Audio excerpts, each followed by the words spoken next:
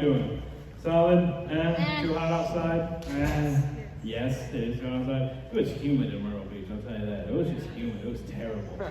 Just so bad. So you call and him Tyler over here was like, I'm not going to put on sunscreen. I'm just going to burn the entire week. I'm like, props to you, bro. I'm not that stupid. I fell for that try way too many times. Yes, Quincy, yes. So you call 101 degrees here humid? Humid? Nah, I don't know. The degree actually don't matter. It depends on the level of humidity that determines if it's humid, as stupid as that sounds. But as you hopefully maybe have figured out by now, I don't know. We will be doing service just a little bit differently. All right, take pictures down. I thought that was just the beginning. Huh? Oh, good. It's the last time we're going to warn you. All right, so this is we'll be doing service just a little bit differently this evening. I know it hasn't looked completely different, and for half this room, you've never been here, so it don't matter. So what we're going to be doing for this evening is, yes, we usually open with worship and go into a message, but I do want to close, and we will do one last worship song this evening because I find it vitally important. One, that we do worship out of this building. I would love for the last thing we do on a Wednesday night would be to worship together. But the other thing that is so good is that it lines up beautifully with what we are talking about, and it is a great reminder and a great way to thank God for what He did with us last week. If you were in Myrtle Beach with us last week, you know that God was moving in incredible ways, and we had some great conversations. We had some great nights just talking to you guys, and it was a lot of great things that God was able to do, and it was just so amazing to see what was going on there. And so, if you weren't able to make it, I hope you are able to at least next year, all right? Yeah, I'm looking at you, Cody, all right? None of this I'm afraid of the beach stuff, all right? Listen, like, we got right. If you think you're afraid of the beach, let me introduce you to my good friend CJ, all right? The man was crying every time he ran into the ocean. He sees one fish, he's like, fish live out here? And he's booking it back to the shore. It was hilarious, all right? It's all right, CJ. You tried to tackle the waves, but let's just say you're not the biggest man in the world. It's all right. And we don't talk about me either. He looks so betrayed right now. He's like, why would you say that so much? I embarrass CJ because, like, me and CJ, like, we just became such great friends over this trip, you know? Him and Enoch dressed me up so cool. All right. Speaking of which, when we were in Myrtle Beach, I will say there was a fun day we had. We did one day where a lot of people just wanted to go and explore the Myrtle Beach area because we, like, haven't been there before. And so, like, besides, you know, the beach, what else is here? And so there was a day where I was like, we're just going to explore, like, the shopping outlets around here and see what we can find. And there was Tanger Outlets, which is hilarious because I didn't know that was also in Myrtle Beach. And so we all just packed up and went to Tanger Outlets. And I told my boys, I was like, listen, if y'all can find me one outfit that you think looks cool, I'll buy it. That was all I said. That was all I said because I think this is cool. I look pretty swagalicious right now, if I do say so myself. But a lot of people are like, no, you look stupid. Izzy is so disappointed that I just said swagalicious. It's all right, Izzy. You're going to get through tonight. But I told them, I'm like, you can find something that looks cool, we can do that, all right? And then, like, Kamai and Messiah are like, yes. And they were more determined than even the guys were to find stuff. And so everything we got came from Nike. I'm just going to start there. So we're already going downhill fast for me. So I've never, ever, like, gotten anything Nike in my life, and I'm just like, this is going to look so bad. So I think we have one picture. It's really small, but this is what I look like. Yeah, buddy. Yeah, buddy. We got some slides, too. Messiah's like ashamed now because she's like, I thought you looked better in person. Now that I see it on screen, you look pretty terrible. Those shades, though, man, I was like straight up frozen. It was awesome. Like, I got those. I was like, they hug your face real nice. The shorts was like, everyone was like, these shorts are so cool. And I'm like, these look stupid, but I guess I'll buy them. I'll buy the shorts. And then we got slides. I'm still wearing these old crusty shoes in the picture. But, like, I actually got, like, flip-flops and stuff. And I was like, I guess this is what cool is these days. And I walk out of the changing room, and there's this dude over the room that he's just staring at me like the most disappointed dad in the entire world. He's like, I don't know what you're doing, but this ain't it, bro. And I'm like, they're saying yes, I got to buy it. So I told him I'd get it. I bought the outfit. Long story short, I wore it on the last day of camp. I wore it when we went bowling. And I won and I beat everybody. So I think the clothes were in my favor. I think they all worked out later that day. But I will say they did a great job of picking out clothes. A whole lot better than, of course, who am I going to pick on? CJ did. Because CJ, the first thing he grabbed me was kid-sized pants. So he walks up and he goes, bro, these are large. But like, one of my legs won't fit it. So I'm like sitting here, pants won't even go past my knees. And I'm like, seriously freaking out because I'm like, these are large and I can't get them past mine. I felt like the fattest man in the world. I'm like, wow, Nike has really upgraded because I am thick. Like, this is not this is not it. And I was just freaking out. And then I walk out there, and then like, Kamaya was losing her mind, and she's like, he got you kids shorts. So I was like, oh, thank goodness I'm not an obese child. I'm just an obese adult. So I was just like freaking out hardcore, but we figured it out. And I looked just as bad. So hopefully, again, if you were not able to join us, you're able to join us at a later date next year. Not confirmed 100% that we'll be going there, but we had a great time, and I can tell you it'll definitely be on the list to discuss. So we had a great time, and we will be closing our time here tonight in this building, sad face, which is some of you your first time and your last time here in this building. So we'll be closing our time out here on Wednesday evenings, also closing our study of Ruth. So who remembers, which is no one, what we talked about last time we met up? Anyone? A shot in the dark. 2 weeks ago, you're like, yes, Ruth. I think that's a woman. What did we talk about in regards to Ruth? What chapter did we discuss? Jacob, you have a 1 in 4 shot. The chapter of Ruth. Ooh, the chapter of Ruth. He's not even confident enough to take a 25% chance. Nope. 1 through 4. Give me a number, Jacob.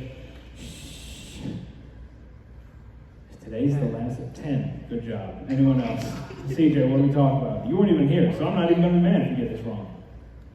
3? No, it's 2. 2. We're close. We're so close. Huh? Tyler, do you know? Because I just said it.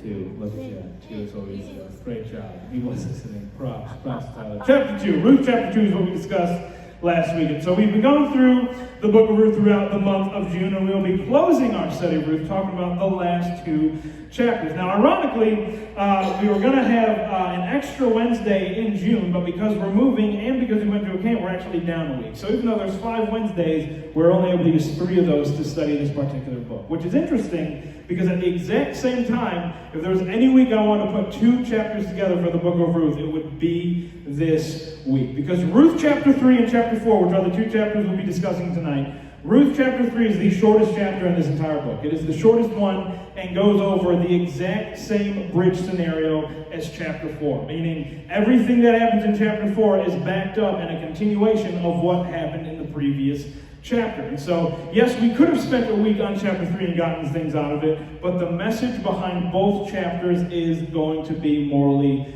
the same. This is what we're going to do with tonight, is study chapter 3 and chapter 4 and see what we can learn from them. So when we left off 2 weeks ago, and let's see if we remember this one, we noticed and were introduced to who? There was a man that Ruth met, and the man's name was a particular name.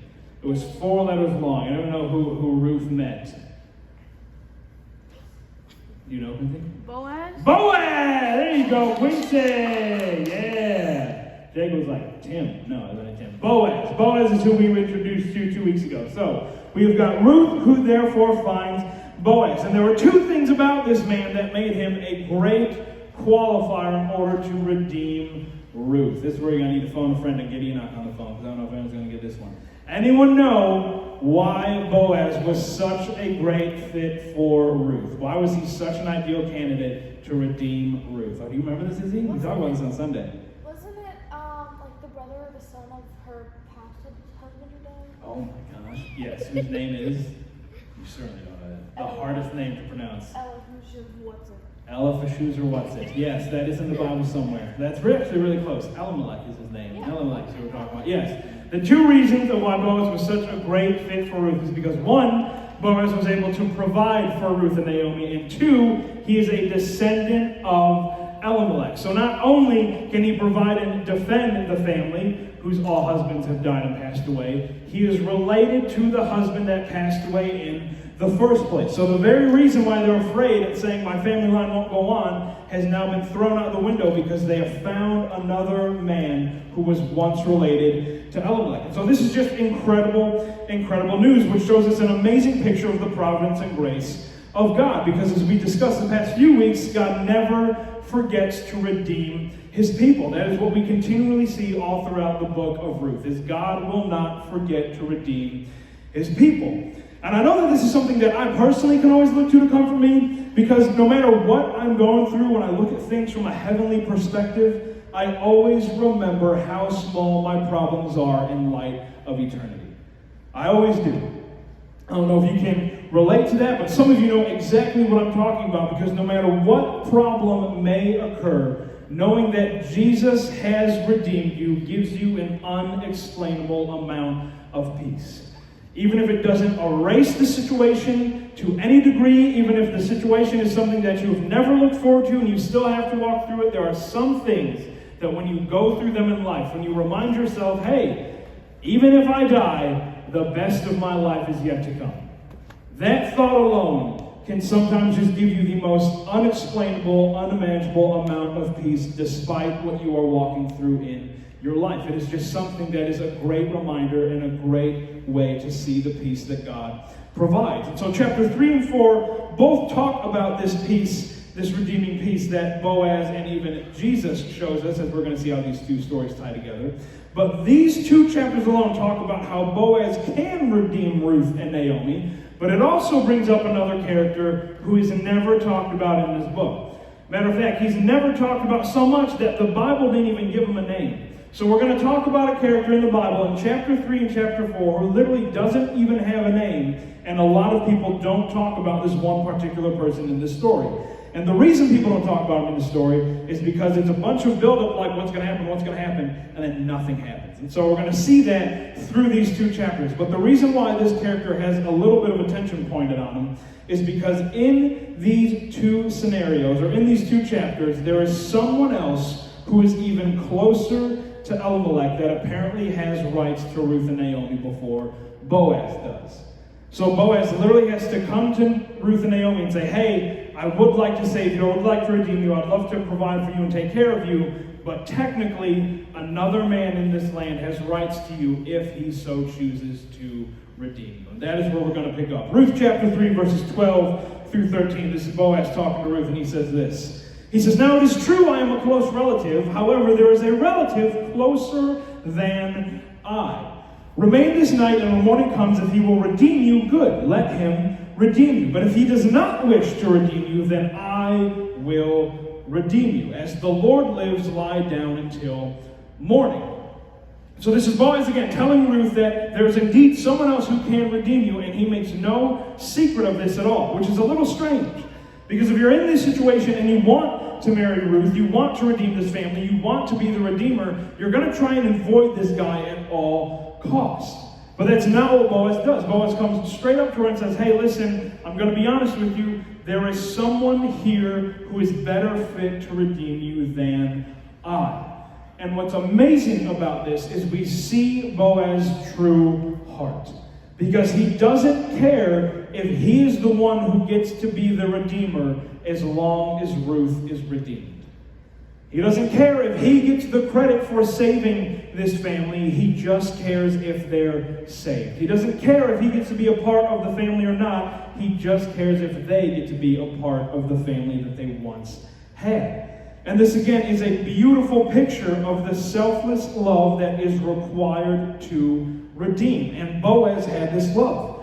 And this is what I'm talking about when I say we can't help but see Jesus in the midst of this redemption, because Christ is the perfect example of selfless love in the midst of redemption. Because Jesus literally had no room to be selfish about his life. If there's literally anyone in the world who could say, I'm not going to take up this bargain because it makes 0 sense on my end, it's Jesus dying for the world. It makes 0 sense. If anyone could pull out of that deal, Jesus had all rights to do so. But he didn't. He had to be willing to give his life at all costs, and that is exactly what he did. And while Boaz isn't even close to this situation, Boaz isn't putting his life on the line to redeem Ruth and Naomi, even though he's not nearly met with the same amount of sacrifice that Jesus was, he still shows his incredible, selfless love for Ruth, despite what the outcome may have been. And it's awesome because redeeming love shows us that it has no room for selfishness. No room at all. Redeeming love has no room for selfishness. You can't be stuck up and prideful about yourself if you're going to redeem somebody in love. So the next passage we have, this is the story of this man who still has no name. And it's in Ruth chapter 4, 5 through 6. And this is the outcome of everything that happens. It says, then Boaz said, on the day you buy the field from the hand of Naomi, you must also acquire Ruth the Moabitess. the widow of the deceased in order to raise up the name of the deceased on his inheritance. But the closest relative said, I cannot redeem it for myself because I would jeopardize my own inheritance. Redeem it for yourself. You may have my right of redemption, for I cannot redeem it. There's a very immersive conversation happening right now between this man and Boaz, not just because he denies redeeming Ruth and Naomi, but because of what his reason is. What does he literally say? What is his reason for not redeeming Ruth and Naomi? He literally says, because it would jeopardize my inheritance. And just so we're on the same page here, the word inheritance, if you actually translate this back to its original Hebrew origin, it's a word pronounced nachala, all right? And what this word literally means is property, possession, or portion. That is what this means. That is what inheritance means. That it will affect what I one day own. It will affect my possessions and what I deserve. So this man is literally saying, I don't want to redeem Ruth and her family, because if I do, I'll be carrying on their family, their tribe, and it will affect my portion and my possessions.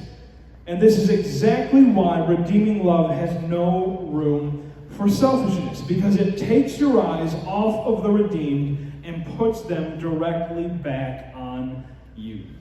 That is exactly what selfishness does. Even if you are trying to redeem somebody but you are selfish, chances are you are doing it for your own benefit. Redeeming love does not have room for selfishness. I literally look at my own life and I can think of when I was a kid, I used to struggle with this extremely rare form of epilepsy, which means you used to have seizures. And I used to struggle with this as a kid all throughout grade school. And I remember specifically that there would be moments in school where my teachers would just stare at me like, what is going on with this kid? Because if you've ever had epilepsy, which hopefully none of you have, but if you've ever had a seizure, you know that there are either the one kind where you just knock out, or there's a different kind where you stay conscious but you can't do anything because your brain is still having a seizure. I was the latter. I was the one who just stayed conscious and I couldn't do anything about it. And I remember there were multiple times in school where my teacher would have to call the principal and say, I literally have no idea what's going on with this kid, because he's mumbling, but he won't say anything. He's just staring at his desk and he won't respond to me, and this is very unlike this kid. And immediately what they would do is they would get my mom on the phone, and whether she was at work, whether she was at home taking a nap, or what she was doing, she would drive down and help me. Because she knew that her kid, certainly in the midst of having a seizure, could not help himself. That's literally what she would do. No matter what she was doing, she's like, I know what's going on. We've been to the doctor before. Let me figure it out. Let me take care of it. Just make sure he doesn't wander off, and make sure you don't put him in an awkward situation. Like, he's having a little seizure. Don't freak out. Just leave him be until I can go pick him up. And that is what an amazing picture of what this selfless love looked like. Because it's not like the school is calling my mom and saying, hey, your son's having a seizure, you need to come pick it up. And my mom's on the other end like, well, what's in it for me? No, there was no bargaining happening over the phone, like, are you going to give me a cookie if I get down there? No, she didn't need a reward to come help me out. She wouldn't look at me in the car and say, since you've made me skip out on work, you're going to be doing extra chores the next month. This was nothing of the sort. None of that happened. The reason why she helped me out is because a son that she had, whom she loved, was in trouble, and she knew he couldn't help himself. And that is what an amazing picture of this selfless love looks like. It is helping someone even when you know there is nothing in it for you on the other side. There was nothing you did to earn the redemption of Jesus. There was nothing you did that made him want you anymore. It was solely because of his redeeming love that he had for you. Which is why it is so cool to see how this story ends. Last few verses of this book are coming up. And just as a quick question to see who remembers this. Who remembers what family line Jesus is from? You could list a lot of names here, because obviously families have a lot of people in them, but it was actually the character that we studied last month. That is the name I'm looking for. Who knows who he said? Mo, do you know who it is? David? Yes, David. Jesus is from the family line of David. You beat Jacob's Google. He was like, oh, I know this one. No, not today, son. David. Jesus is from the family line of David. Ruth 4:16-17 says this. It says, then Naomi took the child, spoiler alert, Boaz and Ruth had a child. Naomi took the child and laid him in her lap and became his nurse. The neighbor woman gave him a name, saying, a son has been born to Naomi. So they named him Obed. Obed is the father of Jesse, and the father of David is also Jesse. So Ruth and Boaz have clearly had a child together, and who is this child ultimately preparing the way for? Jesus. Yay, it's Jesus. Look at that. We read. All right, Jesus. Jesus is who he is ultimately preparing the way for. God never forgot about his lost people. He always made a way for them, even if they couldn't see it at first. And this is a great way to close because it reminds me of an amazing point that David Platt made as we closed our series during our time in Myrtle Beach. David Platt said this on the last night that we were in Myrtle Beach. He said, realize the challenges included in reaching the lost and the unreached. That was the last night we had at campus. As he said to everyone, there is a world out there who needs this same Redeemer that you need, and we need to realize that bringing people to this Redeemer includes and involves challenges. Because there are definitely challenges in redeeming the lost people of this world. It wasn't easy for Boaz to redeem Ruth. It certainly wasn't easy for Jesus to redeem the world, but they did so anyway because of God's love for his people.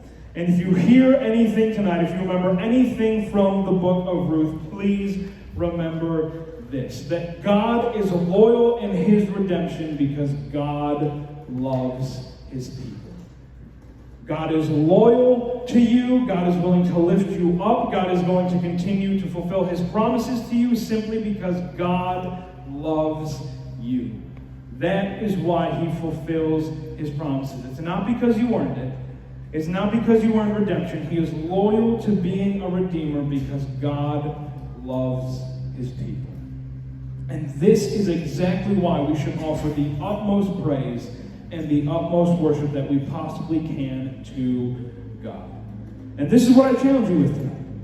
Whenever we are worshiping God again, outside of this place or in this place, at our next church location or outside of this church location, whenever we are worshiping God, may we do so because we remember what his love had first accomplished for us.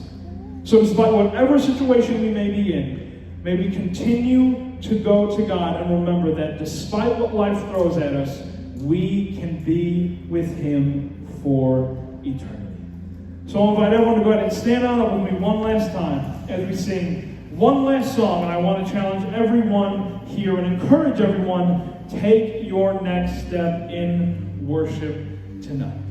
Maybe again, you've never lifted your hands, that's fine. I would encourage you to do that tonight. Some of you have never even actually thanked God in your own way during worship. You've just sung the words off of the screen. I would encourage you, thank God in your own way tonight. And some of you have really never worshiped at all because you don't like singing and you just stand there and stare. I encourage you, let's worship tonight. So as we close out, may we come before God with open hearts, willing to give him the praise that he deserves for redeeming us in the midst of our hardest and most inescapable lifestyle. So let's worship God one last time.